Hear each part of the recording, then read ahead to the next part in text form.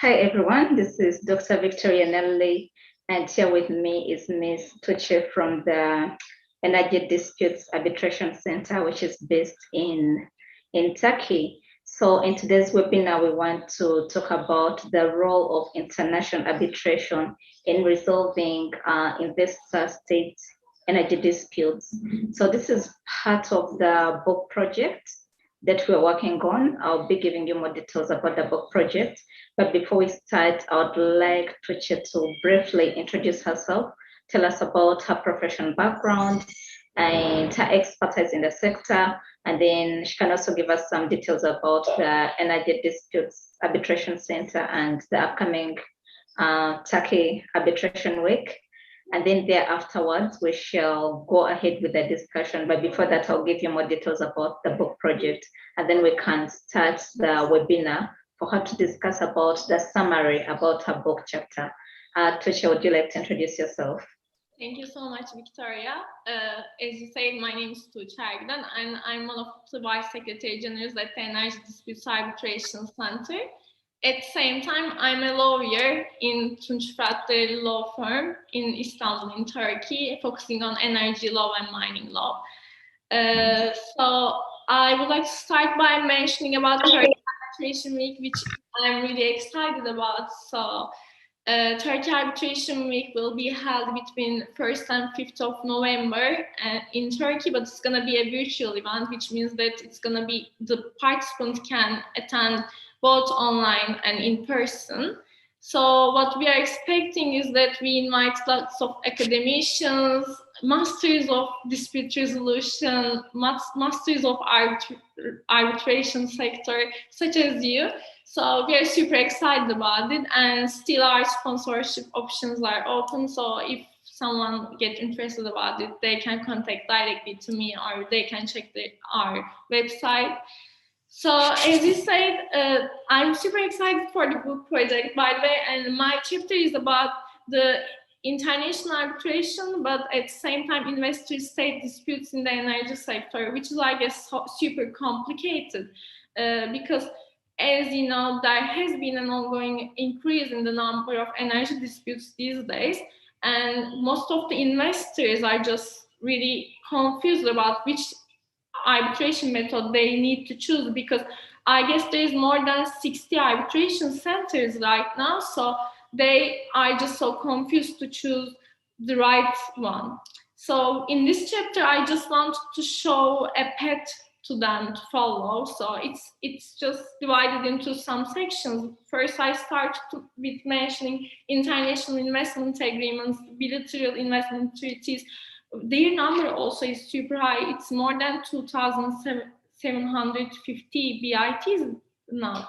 So they have the option to carry their disputes to the international arbitration methods. I guess this is an essential, important just way to solve their disputes, because some of the tribunals, some of the local courts are just partial, or they're just supporting states more, I guess. That's why they are just, the investors, like when you look from their side, they're just trying to bring their disputes to the international arbitration. So when you are looking for from a state's perspective, they have different anxieties. For example, they are just getting anxious about whether they can really regulate to protect their environment, because there is a word called regulatory chill, which actually creates a burden on states to regulate against the investors. For example, a state who is trying to protect its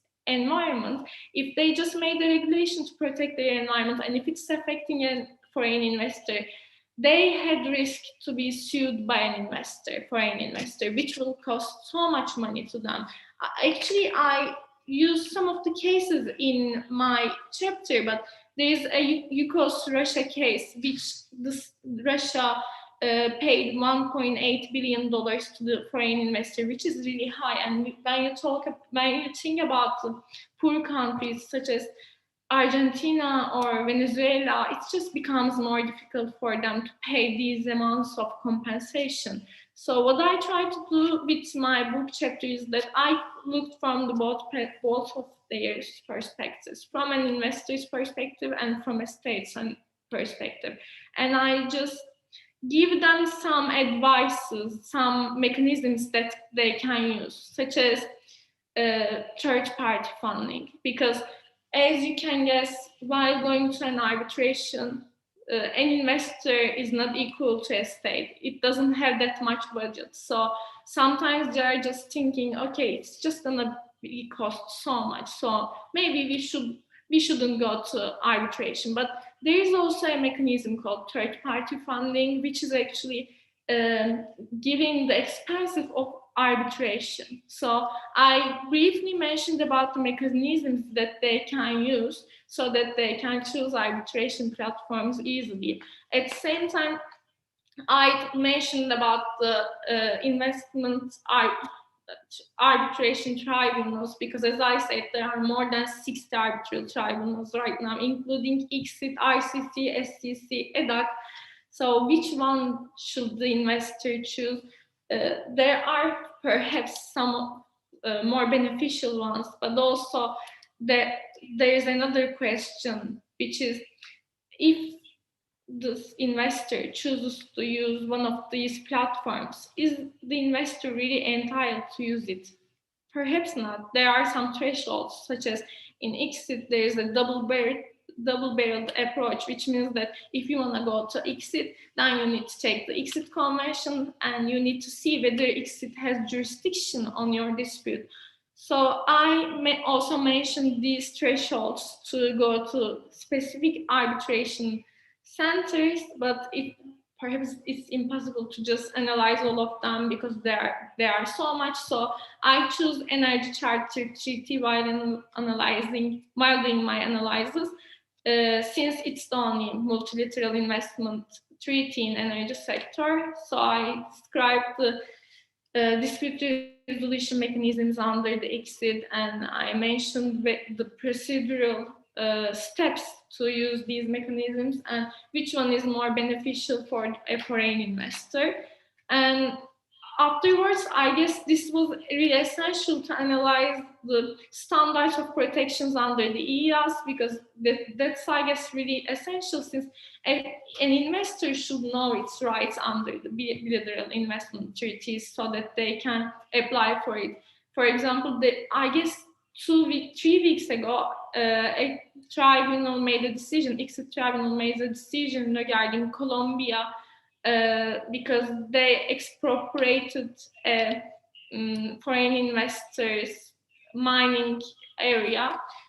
So we can see that there are lots of rights, such as expropriation, which includes both direct and indirect expropriation, also fair and equitable treatment, and umbrella clause, and more on. So I analyze all of them, giving brief introductions. At the same time, what are the thresholds and what are the tests that need to be met by these investors to use these platforms. And when it comes to the regulatory tool, as I said, it becomes a really essential topic on those days, because the thing is that states want to regulate, protect their environments, since Paris Agreement and the other agreements, such as Kyoto Protocol, are really essential, and all the media is just focusing on these areas. What states trying to do is that they're just trying to protect their environment. But when they're trying to protect their environment, at the same time, foreign investors are just suing them. So I mentioned about this issue and how to solve this issue, whether this regulatory chill thing is real, or is the states are just making it extravagant and trying to focus on this issue so that they can actually take support from the arbitral tribunals. So this was actually the general topics that I mentioned in my chapter, and also I tried to give more information about the cases, the clear numbers that I shared, and what an investor or what the state should take into consideration before going into the arbitration centers. And also I just mentioned a little about Energy Disputes Arbitration Center and why it is actually essential to focus to an arbitration center which is focusing directly to the energy sector. I guess this is all, but as I said, there are more cases in my chapter, and as I said, what I try to do is just giving all the information briefly, since it's impossible to just give all of them in a chapter. But that's all. Thank you. All right, thank you very much for that brief background about your book chapter.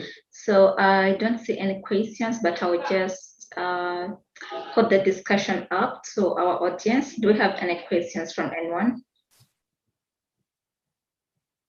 You can write your questions down. I just see one comment that's very clear explanations. But if we don't have any questions, then I'll just ask you, because with respect to investor-state disputes, we are seeing lots of companies suing either the investor, lots of companies or investors suing the state or the state suing the investor. So in your book chapter, what are the recommendations with respect to tackling these disputes through international arbitration? What are your recommendations to the investors themselves, but also to the states? I think you can just give us that brief, because this is supposed to be a very short webinar, just to tell our audience or other people who will be watching on YouTube what your book chapter is about, so that they can look out for that book chapter. But what are the key recommendations with respect to resolving investor-state disputes under international arbitration? Thank you for the question.